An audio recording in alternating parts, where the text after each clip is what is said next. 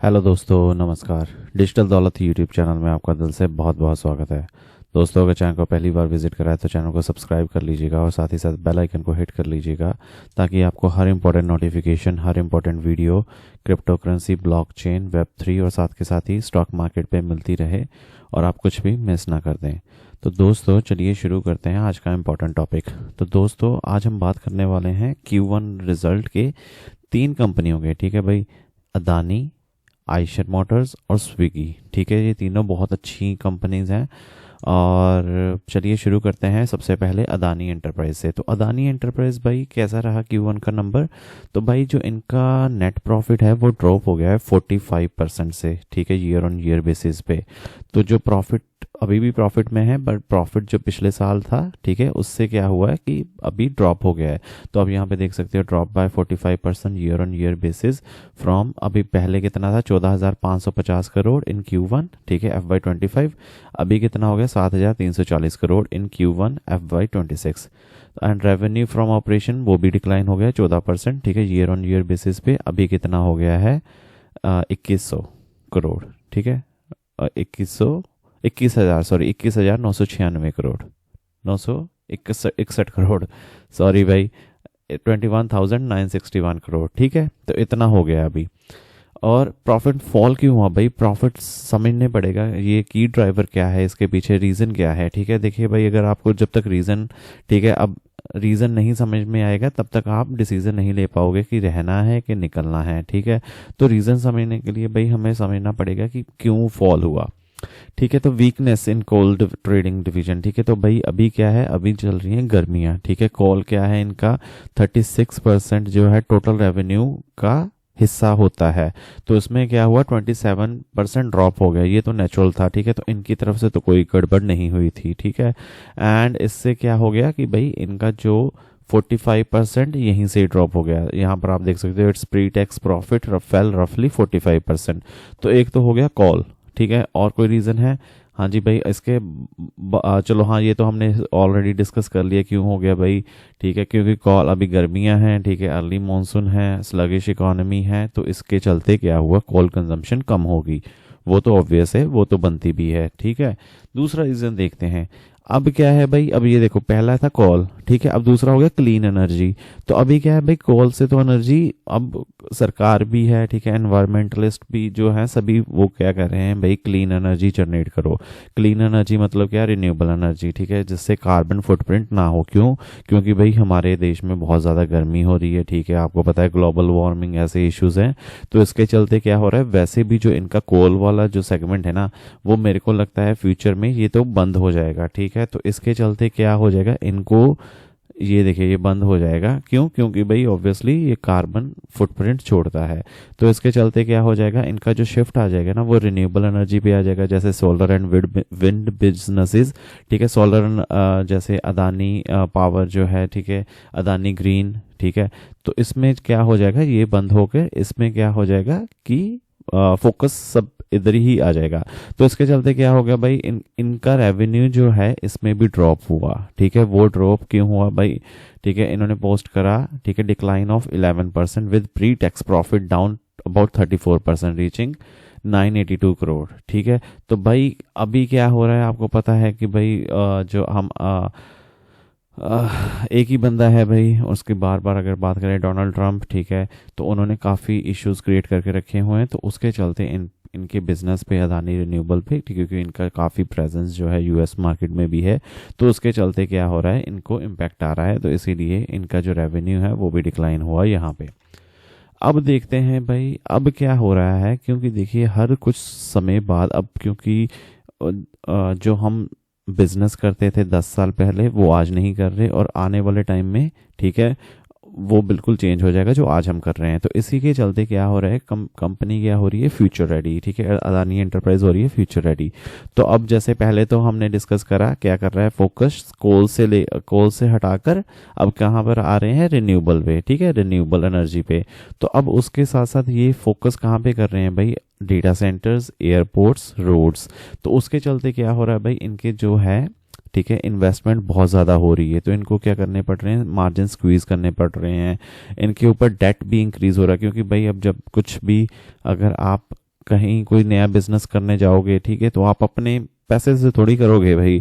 Obviously आप market से उठाओगे या कहीं से भी उठाओगे, ठीक है, बैंक से लोन लोगे। तो वो क्या है, इनका भी यही काम है कि अभी कंपनी क्या कर रही है, फेस कर रही है इंक्रीज डेट लेवल्स, ठीक है। तो डेट में काफ़ी इनका कर्जा जो है काफ़ी बढ़ गया है, इंटरेस्ट कॉस्ट भी बढ़ गई है, जिससे कारण क्या हो रहा है, स्क्वीज कर रहे हैं कि मार्जिन इनके कम हो रहे हैं, ठीक है। नेट इनकम भी कम हो रही है। क्यों हो रही है भाई? क्योंकि ये स्ट्रेटेजिकली चल रहे हैं, ठीक है। यहाँ पर देख सकते हो स्ट्रेटेजिक शिफ्ट हो रहा है अदानी एंटरप्राइज का। एंड ये इन्वेस्ट किस में कर रहे हैं? New energy, data centers, airports and roads, ठीक है, which compress returns in short term.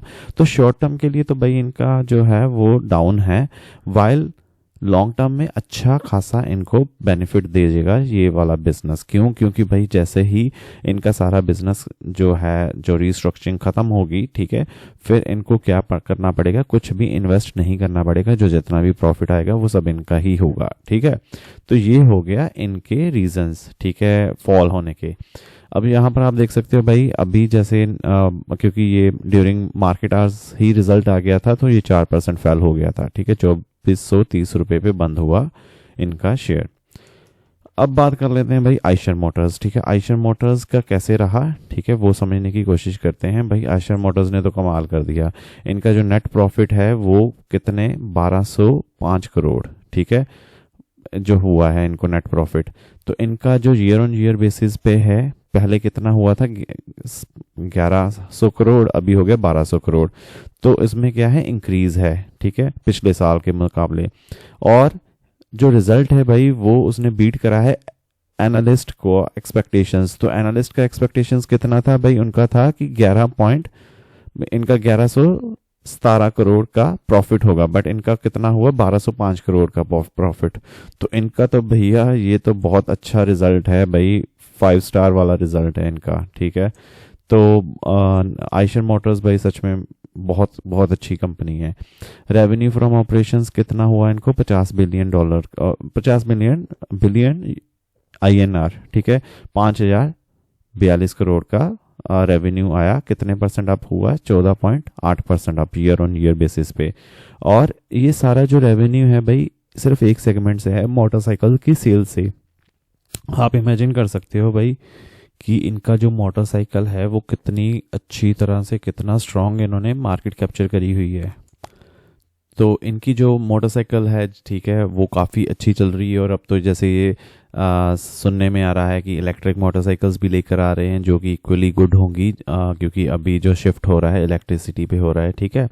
तो इनका क्या है, जो इनकी मार्केट है मोटरसाइकिल की वो बहुत अच्छी है, ठीक है। और ये सारा जो रेवेन्यू है वो इनका सिर्फ मोटरसाइकिल से ही आया है कंसोलिडेटेड। अब और भी सेक्शंस हैं, बट उसकी हम बात नहीं कर रहे हैं, क्योंकि यही कोर बिजनेस है इनका। और इसके बाद इनकी जो सेल वॉल्यूम है वो भी ग्रो हुई है, ठीक है। सेल्स में अच्छा खासा जंप देखने को मिला है, 17.5% का ईयर ऑन ईयर बेसिस पे।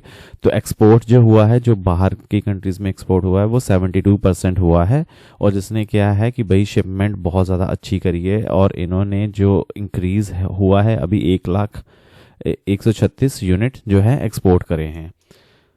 ये देखिए भाई, आयशर मोटर्स के रिजल्ट तो चलो मार्केट होने के बाद आए, पर कल का इनका अच्छा पॉजिटिव रिएक्शन देखने को मिलेगा, ग्रीन में ही देखने को मिलेगा। बट अभी जो है वो रेड में बंद हुआ।